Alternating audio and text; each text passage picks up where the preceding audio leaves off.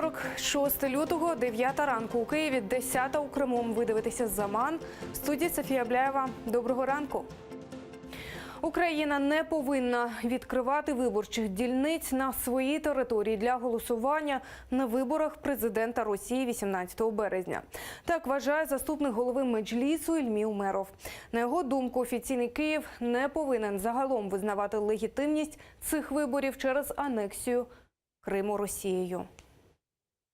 Крым считается Украиной, поэтому выборы по всей России будут считаться недействительными. То есть выборы Путина будут считаться недействительными. Два государства находятся в состоянии войны. Как ни крути, это на самом деле война. И поэтому проводить выборы Российской Федерации на территории Украины аморально и нецелесообразно.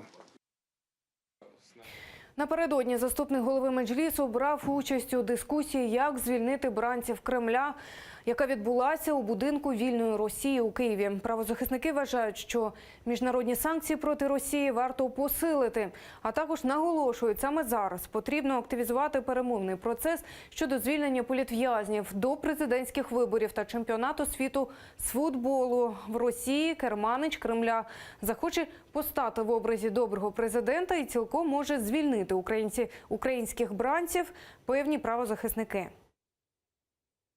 И мы знаем, что сейчас у нас на носу два больших крупных мероприятия в России. Это выборы, которые пройдут в марте. Это уже довольно скоро, и, конечно же, скорее всего, не удастся воспользоваться этой возможностью. Но также будет еще и чемпионат мира по футболу, который пройдет летом 2018 года в нескольких городах России. И как раз-таки эту возможность можно будет использовать при активном, конечно же, подключении и украинских профильных органов и ведомств. В рамках змін до Конституції України наразі обговорюється статус кримсько-татарської мови. Про це в ефірі нашого телеканалу повідомив голова Меджлісу Рефат Чубаров. Меджліс наполягає, аби кримсько-татарська мова використовувалася на рівні з державною українською у всіх сферах життя Криму. Если мы говорим о крымско-татарском языке, то в отношении 23 лет, которые предшествовали, собственно, российской оккупации, 23 года незалежности украинской державы, то центральная власть абсолютно игнорировала потребности в развитии как украинского языка в Крыму, так и крымско-татарского языка. Теперь, в общем-то, как мне представляется, все поумнели, но мы утратили контроль над Крымом. Підконтрольний Кремлю залізничний суд Сімферополя вчергове розглядатиме справу Фєри Абдулаєвої, дружини фігуранта сімферопольської справи про так званий тероризм Узаїра Абдулаєва. Її звинувачують в адміністративному правопорушенні, зокрема у непокорі судовим приставам. Торік, 8 грудня, під час засідання у справі її чоловіка, жінка намагалася потрапити на суд, її не впустили, затримали і склали адмінпротокол. Мы не рассчитываем на то, что этот процесс будет объективным. Штраф там, в принципе, небольшой, но это не говорит о том, что мы не должны отстаивать свою точку зрения. На сегодняшний день все эти судебные процессы являются показательными и являются одним из механизмов прессы в отношении наших единоверцев и наших соотечественников в Крыму. Мы будем продолжать свою линию борьбы, свою линию ненасильственного сопротивления. Чоловіка Фєри Абдулаєвої затримали 12 жовтня 2016 року після обшуку в його будинку. Його звинувачують у причетності до організації Хізб ут-Тахрір, яка в Росії з 2003 року під забороною. Загалом у так званій Сімферопольській справі про тероризм заарештовані 5 кримських татар – Теймур та Узаїр Абдулаєви, Айдер Саладінов, Рустем Ісмаїлов і Еміль Джемаденов.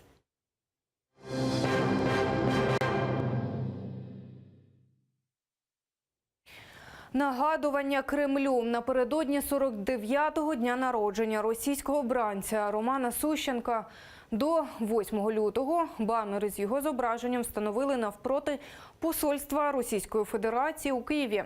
Ініціатором стала родина журналіста. Роман Сущенко вже другий день народження відзначатиме у московському СІЗО Лефортово. Кремлівські силовики закидають йому шпигунство. Фото біля російської амбасади має показати, в Україні пам'ятають про політв'язнів і не припиняють боротися за їхнє звільнення. Романа Сущенка ФСБ затримала у вересні 2016-го, коли він приїхав відвідати двоюрідного брата у Москві. У Росії стверджують, що журналіст служив в українській військовій розвідці і шпигував на території Росії. Банер із зображенням батька навпроти російського посольства у Києві. Це є своєрідним нагадуванням уряду Росії про те, що ми не здамося у боротьбі за звільнення нашого Романа Сущенка.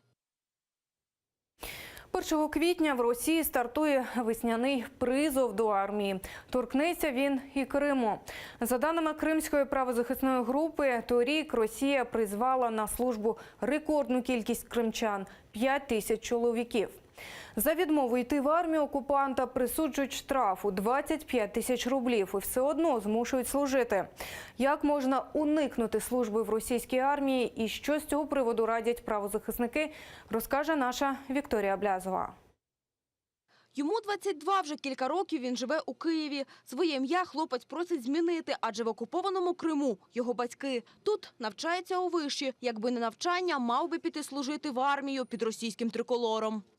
У меня знакомые, соответственно, пошли служить в армию, абсолютно от безвыходности. Я не вижу в этом предательства или еще что-то, потому что людей, это вынуждено было, это вынудили их.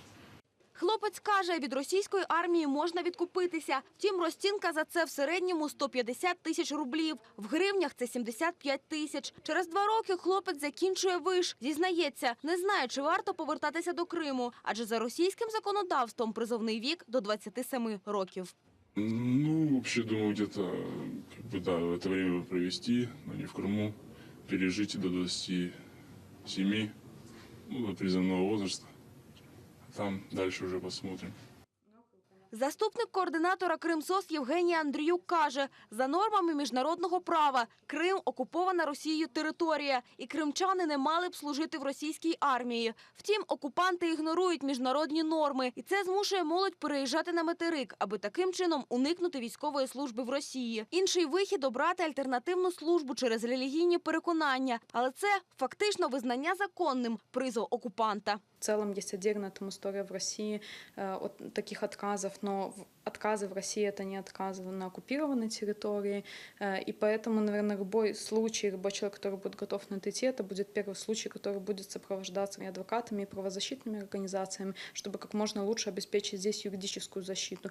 Прокуратура Автономної Республіки Крим почала збирати докази призову окупаційною владою кримчан на службу. Ці факти долучать до позову України проти Росії у Міжнародному суді ООН в Гаазі. Оперативним шляхом нами наразі здобуто ряд таких повісток. Проводяться допити свідків.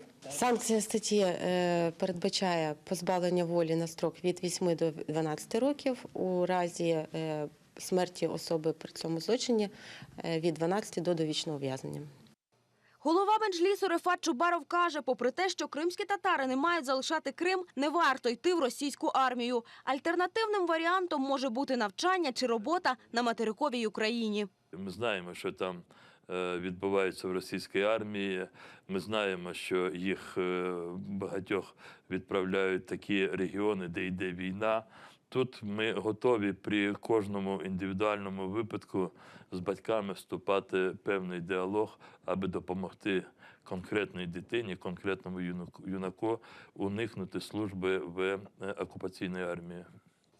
Всього за час анексії призвали 10 тисяч хлопців з Криму. З минулого року кримчан призивають служити по всій території країни-окупанта. 645 хлопців вже служать на материковій Росії. Правозахисники ж радять звертатися до юристів і шукати законний спосіб уникнути служби в лавах армії-агресора. Вікторія Блязова, Максим Кондратенко, Заман, АТР. В Криму випустили перший том найбільшого російсько-кримсько-татарського словника. Його автор – кримський лексикограф Сейран Усеїнов. Видання містить близько 50 тисяч слів від букви А до Д. До кожного слова додається посилання на окрему статтю. Сейран Усеїнов працював над збором інформації майже 50 років. Автор певен, його робота допоможе зберегти і відродити кримсько-татарську мову. Словник видано в кількості 300 екземплярів за особисті кошти Сейрана Усеїнова. На черзі друк наступних томів.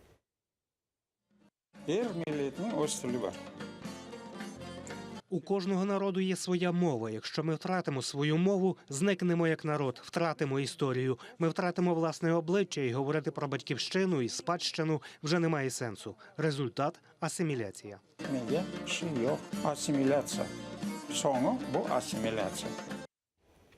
Це все, що ми встигаємо вам розказати нині. Далі на ТР інформаційна програма «Саба». Будьте з нами.